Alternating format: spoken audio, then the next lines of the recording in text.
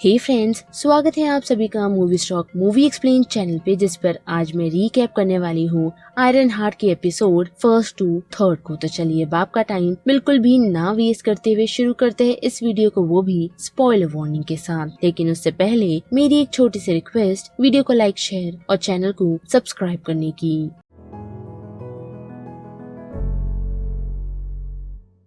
तो ये कहानी रीरी विलियम्स की है, जो कि एक एक्स्ट्रा ऑर्डिनरी स्टूडेंट रही है, जो MIT जैसे बड़े इंस्टीट्यूट में थी और दुनिया को बदलने का सपना देखा करती थी। लेकिन जिंदगी कभी सीधे रास्ते पे नहीं चलती। उसने अपने ग्रांट को एक्सटेंड करने की रिक्वेस्ट की थी, लेकिन MIT ने मना कर दिया। और सिर्फ मना नहीं किया बल्कि उसे स्कूल से भी निकाल दिया गया। वजह ये थी कि रीरी दूसरे स्टूडेंट्स के लिए असाइनमेंट्स और उनके वर्क कंप्लीट किया करती थी, वो भी कुछ पैसों के बदले। जो चीज कॉलेज के लिए चीटिंग थी, लेकिन रीरी के लिए शायद ये सरवाइव करने का तरीका था। अपने सूट को पहन वो शिकागो वापस चली गई, लेकिन उसके साथ उसका ग्रीव भी था। उसकी बेस्ट फ्रेंड नेटली और स्टेप फादर गैरी, दोनों को वो एक ड्राइव बाय शूटिंग में खो चुकी थी। वो अपने दर्द के साथ जी रही थी और एक दिन नेटली के भाई जेवियर से कह बैठती है, मैं चाहती हूँ कि लोग मेरे टैलेंट को सीरियसली लें। उस वक्त उसे ऐसा लगता है कि शायद कोई सुन रहा है, लेकिन सुनने वाले कम और फायदा उठाने वाले ज्यादा होते हैं। तभी ही उसके लाइफ में आया जॉन और वो उसे ले जाता है उसे अपने कजिन्स के पास, जिसका नाम है पार्कर रॉबिन्स, जिसे लोग जानते हैं द हुड के नाम से। रीरी जब रॉबिन्स के हाइड आउट आप पहुँचती है तो वो उसे एक टेस्ट देता है, एक गैस फिलिंग एलिवेटर में बंद कर, जिसे उस एलिवेटर से निकलने का टास्क दिया गया है। और हम देख पाते हैं कि रीरी मुश्किल से निकल पाती है और रॉबिन्स जो उसे हाइट्स का ऑफर करता है वो उसे मना कर देती है। लेकिन जब पैसे की बात होती है तो वो मना नहीं कर पाती, जिसे 3 डेंजरस हाइट्स दी गई है। घर आकर वो अपना गुस्सा अपनी माँ रॉनी पर निकालती है, जिसके जवाब में रॉनी सिर्फ उसे यही कहती है कि उसे अपने ग्रीफ से भागना नहीं बल्कि उसका सामना करना चाहिए। यानी कि अभी भी वो अपनी बेस्ट फ्रेंड और स्टेप फादर गैरी की मौत से निकल नहीं पा रही। जिसके बाद वो अपने कमरे में बैठ AI पे काम कर रही होती है, अपने ब्रेन के इमोशंस को मैप करते हुए।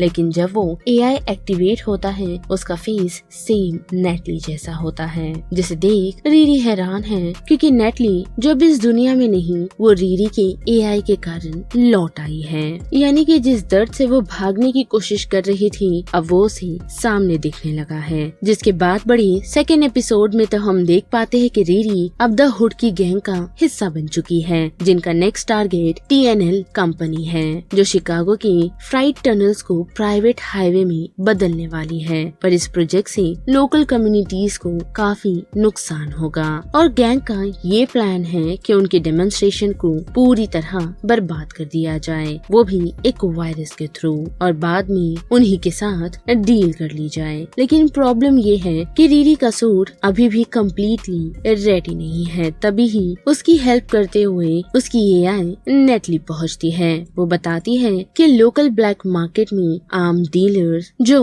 उनके आसपास है। जब रीरी उसके पास जाने की तैयारी कर रही होती है, तब एक अजीब मोमेंट होता है। नेटली अचानक एक पुरानी मेमोरी को रिकॉल करती है, एक रियल नेटली की याद को, जिससे रीरी थोड़ी शॉक हो जाती है। वो श्योर नहीं होती कि ये AI का लॉजिक है या उसके दर्द का रिफ्लेक्शन। पर फिर वो नेटली को लैपटॉप से कनेक्ट कर लेती है और सूट लेकर सीधा पहुंचती है एवनस्टोन जो के पास। वहाँ जो इनिशियली उसे रेसिस्ट करता है, लेकिन जब रीरी थोड़ा प्रेशर डालती है तो वो उसे ले जाता है उसकी ऑफ साइट वेयर हाउस में, जहाँ उसके पास हाईटेक वेपन्स स्टैश होते हैं। जो उसके साथ अपनी स्टोरी शेयर करता है, कहता है ये सब उसके लिए सिर्फ बिजनेस नहीं है, ये उसके और उसके फादर के बीच का एक कनेक्शन है, क्योंकि उसके फादर्स वेपन बनाते हैं, लेकिन जो मानता है कि टेक्नोलॉजी से ह्यूमैनिटी का फायदा भी हो सकता है। जो बात रीरी को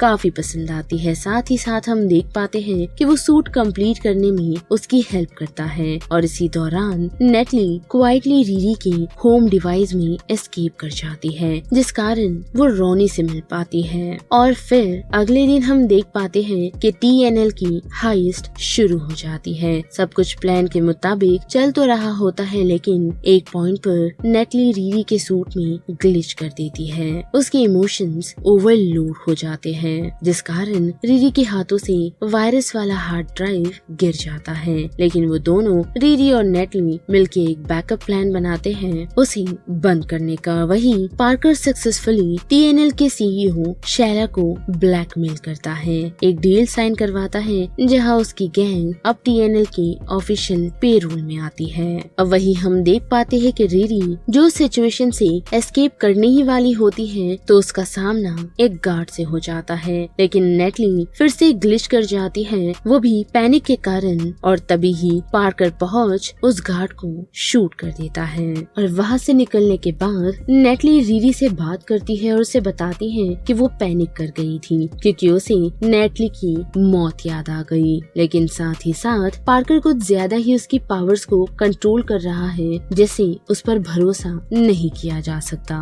थोड़ा वक्त बीत जाता है, रीरी जेवियर्स के साथ एक कॉन्सर्ट जा रही होती है, एक नॉर्मल मोमेंट स्पेंड करने के लिए, और घर आकर वो अपनी मॉम से बातचीत करती है, वो भी नेटली के बारे में, जिसे देख उसकी मॉम उसे सजेस्ट करती है कि अगर वो नेटली की AI को बना सकती है तो गैरी का क्यों नहीं। लेकिन रीरी उसके लिए साफ मना कर देती है, ये कहते हुए कि वो खुद नहीं जानती कि उसने नेटली की AI को किस तरीके से बनाया, और फिलहाल उसे इस बात का एहसास नहीं कि नेटली एक्चुअल में क्या है, जिसे समझने के लिए उसे भी टाइम चाहिए। जिसके बाद बड़े थर्ड एपिसोड की तरह तो हम देख पाते हैं कि रीरी और उसकी गैंग ने एक सक्सेसफुल हाइस्ट कंप्लीट की थी, लेकिन उसका सेलिब्रेशन अभी बाकी था। और जब सभी लोग सेलिब्रेशन कर ही रहे होते हैं, तब रीरी और क्लाउन पार्कर के कमरे में घुस उसका मैजिक हुड छू लेते हैं, जिसे देख जॉन तुरंत ही उन्हें चिल्लाता है, ये कहते हुए कि उसे वो लोग टच ना करे। और तभी ही पार्कर वहाँ पहुँचता है, जो उन लोगों को उनके नेक्स्ट हाइट्स के बारे में बताना शुरू करता है, जो कि हेयरलम में है, एक बायोटेक कंपनी जिसने छोटे फार्मर्स को मार्केट से हटा दिया है। पार्कर का कहना था ये लोग डिजर्व करते हैं, उनसे डील की जाए। एक मोमेंट में रीरी उसे ऑनेस्टली कहती है कि उसे ये सारी चीजें करके गिल्टी फील नहीं होना है, क्योंकि वो कोई बुरी इंसान नहीं। पर पार्कर उसे कामली कहता है कि ग्रेटनेस के पीछे हर बार सब कुछ क्लीन नहीं होता, किसी न किसी ने कुछ क्वेश्चनेबल डिसीजंस जरूर लिए होंगे।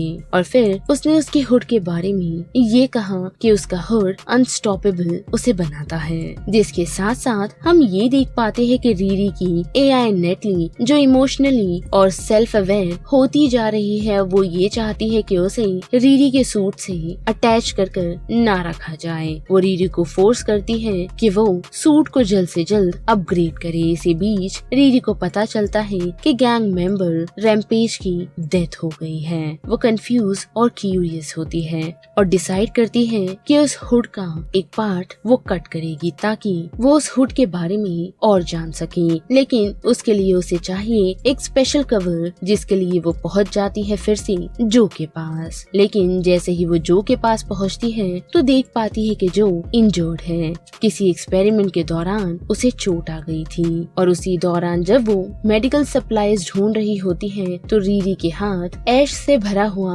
एक बॉक्स लगता है, और वो एशेस ओबादिया स्टीन की है, जैसे जो का असल नाम रिवील होता है, जो कि एजेकिल जेकेस्टीन है, यानी कि वो उसका बेटा है। और अगर आप लोगों को याद नहीं तो मैं याद दिला दूं कि स्टेन को हमने आयरन मैन फर्स्ट पार्ट में देखा है, जिसे टोनी अपना आइडल या फिर मेंटोर माना करता था, जिसने उसे धोखा दिया।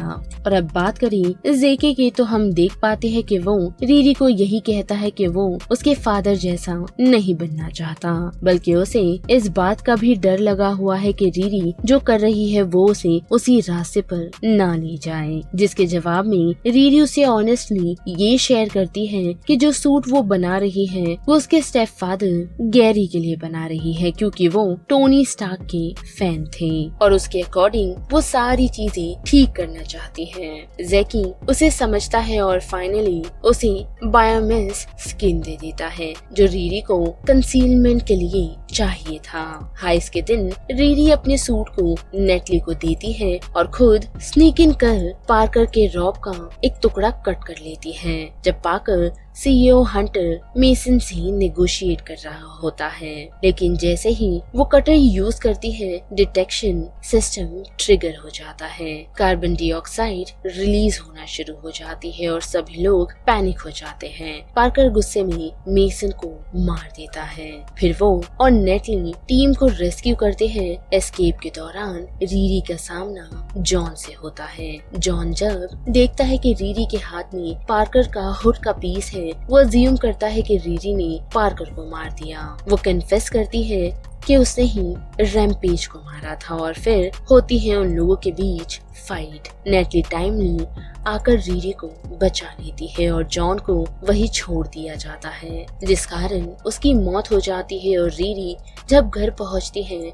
उसे रियलाइज होता है कि उसने बायोमेस स्किन वही छोड़ दी थी जहाँ जॉन की डेथ हुई है। उसी वक्त दूसरे साइड पर पार्कर जॉन के लॉस से टूट जाता है और ये सोचने लगता है कि उसे हुड नहीं बनना चाहिए बल्कि छोड़ देना चाहिए। लेकिन तभी उसे एक विजन मिलता है जो दिखाता है कि रीरी ही जॉन की मौत की जिम्मेदार है, जिस कारण कहानी एक इमोशनल ट्विस्ट ले लेती है। और यहीं पर आयरन हार्ट का ये 3 एपिसोड का रिकैप खत्म होता है, जिस बारे में आप सभी की क्या राय बनती है उसे लेकर आप मुझे कमेंट सेक्शन में बता सकते हो। साथ ही वीडियो पसंद आई तो वीडियो को लाइक, शेयर और चैनल को सब्सक्राइब करना मत भूलिएगा। बाकी मैं मिलूंगी आपसे फिर किसी मूवीज या सीरीज के रिकैप के साथ। तब तक के लिए आप movie stock movie explain channel के बाकी वीडियोस को एंजॉय कीजिए। Till then bye.